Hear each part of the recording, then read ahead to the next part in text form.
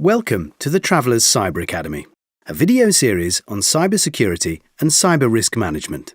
We designed it to inform brokers on emerging cyber trends, risks and threat prevention techniques, and also to excite them about the possibilities.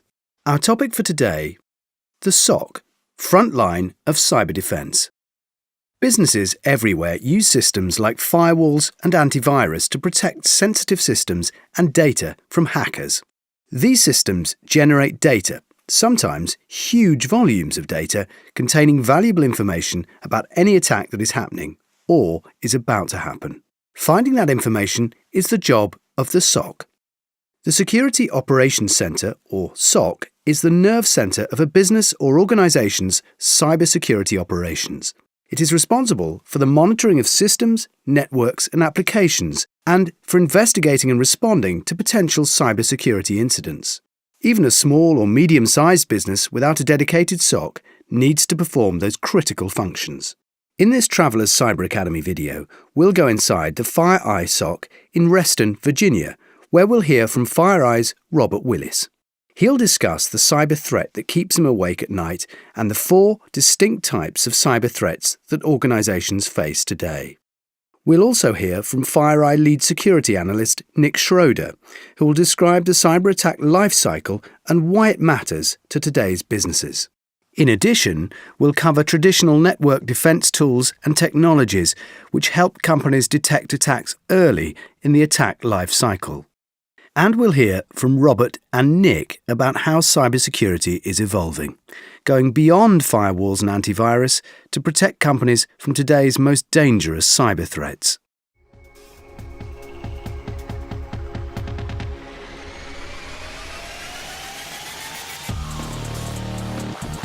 The threat that keeps me up at night is the data theft. This is targeted, it's persistent, its goal is political or economic gain, often referred to as an advanced persistent threat.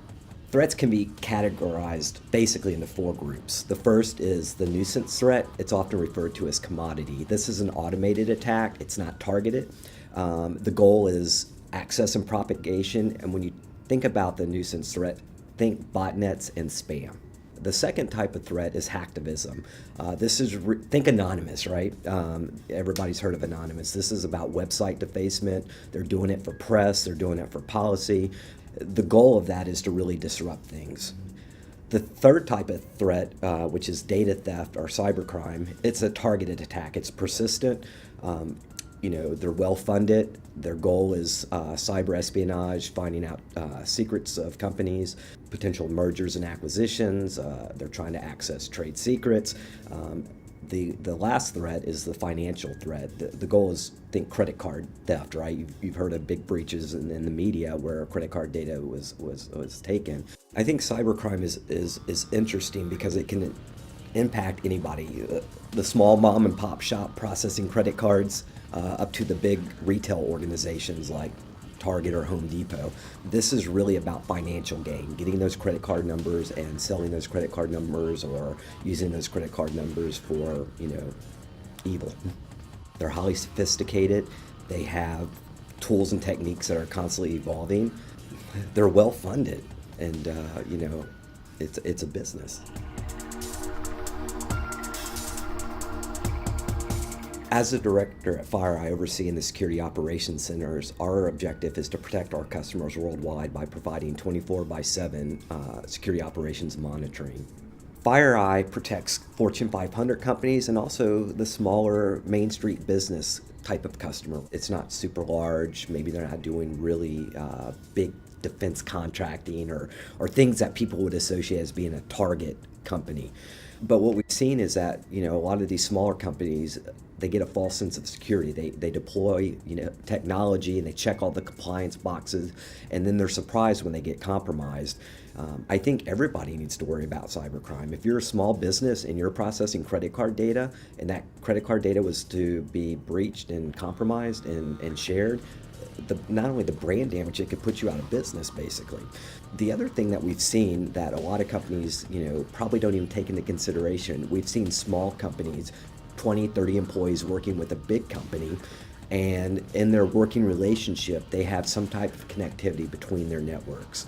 An attacker could access that smaller company and go through emails or data and find everything that they need to know about that larger company without even accessing that larger company's network. And it's genius, because who would think that you would have a threat coming from a trusted network? So yes, small companies, Main Street companies, they need to be concerned about cybersecurity. It's a real risk. One way for a business to protect against cyber risks is to use a security operations center. Even a small business could have many different security systems that generate alerts and other security-related data. These systems can include firewalls, spam filters, intrusion detection systems, data loss prevention systems, and file integrity monitoring systems, to name just a few. In addition, there may be hundreds or thousands of users on the network whose computers can generate security alerts, whether from antivirus software or from other systems and applications. A security operations center protects the integrity of the network by collecting alerts and other security-related data, triaging and analyzing the data and responding appropriately.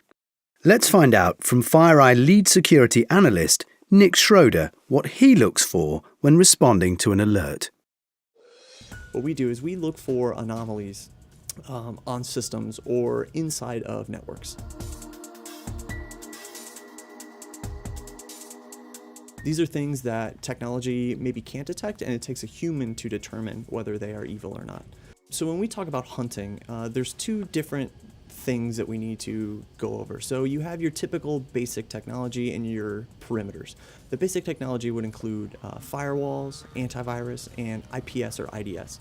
These devices all work on signatures or behavior type analytics. What these are going to do is these are going to look for things that are already known bad. So vendors will release signature sets of activity that has been previously determined as evil. Now, when we talk about hunting, what hunting does is we look for things that signatures don't hit on, things that may or may not be bad, things that people don't know about yet. We're able to pull data back from the FireEye appliances and the FireEye devices, comb through that, apply analytics to that, and determine if something is evil or not. The first thing that's going to happen when an alert fires in a customer environment is the analyst is going to log into the console. So the console, this is a centralized location where all the alerts from all the FireEye devices from our managed customers come into our backend. These alerts are ordered in severity and priority, where like a priority 1 would be more important to look at than, let's say, a priority 3. We're going to go look at the alert. We're going to determine what that alert is and what the signature it fired on is exactly looking for. For example, for a network signature, we're going to make a determination if that network traffic matches that network signature. If we find the host where the traffic is being generated, we can do a deep dive and do a forensic investigation into that host to make a determination what application is making the connection, if it's malware, what are the next steps we should do, is there anything else in the network that's infected, or is there any other systems? Are there any other FireEye customers that we're seeing similar traffic to? Where's the traffic going? What is the traffic trying to do? So things like this are all what analysts are doing when we're analyzing alerts. So for example, here, when we would look at this network traffic, we would be looking for things such as source, destination, what protocols are being used, things that would help the analyst make a determination whether or not this piece of traffic is malicious or not. Here at FireEye, when we're responding to these different type of alerts, we always want to try to catch the attackers as early in the attack lifecycle as possible. The first phase is the initial compromise phase. This is typically when the attacker will send what is known as a spear phishing email to a victim inside the network. After the attacker has gained credentials or access to the system, they will want to establish a foothold. Attackers typically do this through backdoors or other types of malicious software known as malware that the attacker can communicate with from outside to inside the company. The next thing the attacker will want to do is escalate the privileges depending on how the backdoor is deployed. They might only have low-level credentials and would want something higher, such as an administrator. Having administrator-level credentials would allow the attacker to explore the entire network at an elevated level. Once an attacker has gained elevated privileges, they're going to want to explore all around the network, looking to see what's there and what is available to steal. This phase is called the internal reconnaissance phase. They will start moving laterally, which is the next phase of the attack life cycle. Moving laterally can mean, for example, moving from computer to computer or moving files from different computers ready to stage them for exfiltration. While an attacker is moving laterally, they may find themselves on a different system or segment of the network that they didn't have access to previously. So they will want to back up again and check through that segment as well. Completing the mission involves actions such as exfiltrating the data. It may also involve the attacker cleaning up their tracks by deleting logs, moving the backdoor, or modifying timestamps on existing applications. In order for a business to protect its critical data, assets and infrastructure, it must monitor its computers and networks closely for signs of attack. The earlier in the attack life cycle that an attack is detected, the easier it will be for the business to respond effectively and prevent the loss of data. Let's see how the Security Operations Center pulls together data from different cyber defense tools and technologies in order to disrupt the cyber attack life cycle. As described in another session of the Travelers Cyber Academy, The Dark Side of the Internet, firewalls filter network traffic, both inbound and outbound. This filtering is based on characteristics such as the source, the destination, or the communications protocol used. Firewalls can also segment a corporate network so that computers handling credit card payment processing, for example, cannot be accessed from less secure parts of the network. Properly configured firewalls can help prevent the initial compromise of a network and block an attacker's attempt to move laterally. Firewalls have usually focused on routing information, not the actual content of the network traffic. Content filters, such as a spam filter on an email server, provide the next level of defense. These systems try to identify malicious email messages and attachments by examining the contents of the message and any metadata contained in the email message header. While it's a good first step to identify and delete these malicious emails, it's also worth investigating whether the emails are merely a commodity spam campaign or whether they're part of a spear phishing attack that is specifically targeting the organization and its employees. Later in this video, FireEye's Nick Schroeder will describe a more advanced technique in which malicious files are automatically identified and allowed to run in a secure environment. It is then possible to obtain intel about what they're doing and how to better identify them. If an unwary user clicks on a link in a malicious email message or website, antivirus software may be able to prevent the attacker from establishing a foothold on the user's computer. Antivirus software is designed to detect files containing malware by matching virus signatures to the contents of a file. There are also more advanced techniques, such as examining how the file behaves. Antivirus software can be configured to scan files such as email attachments or removable media devices such as CDs or USB drives. Once an attacker has established a foothold on the network, the next step is usually to escalate privileges.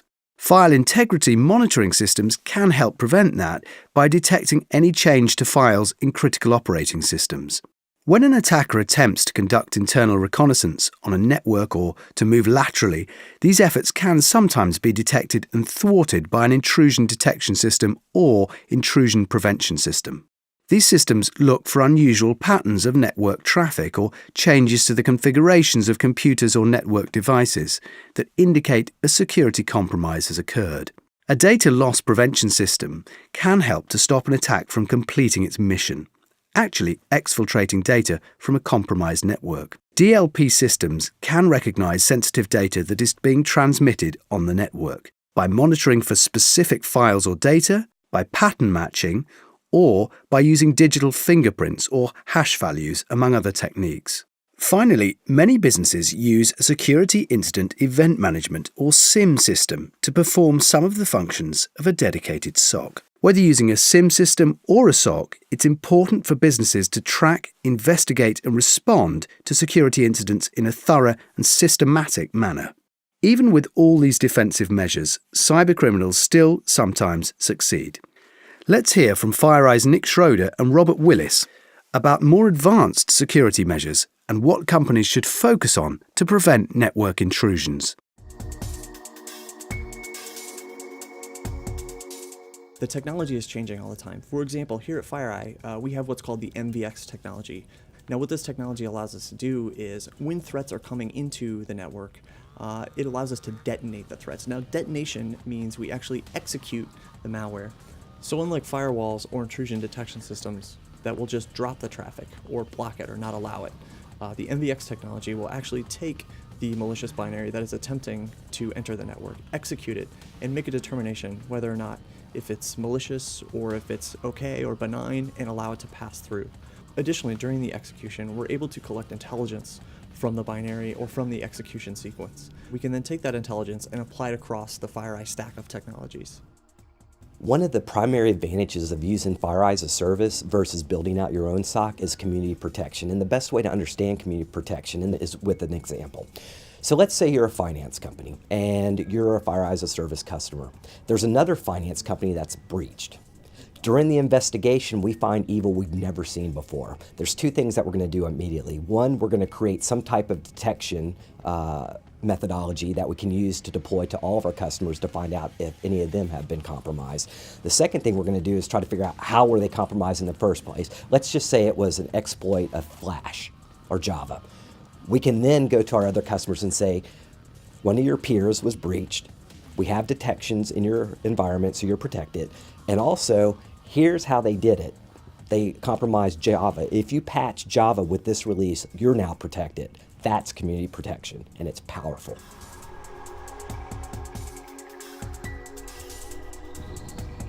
Having a robust cybersecurity program is essential.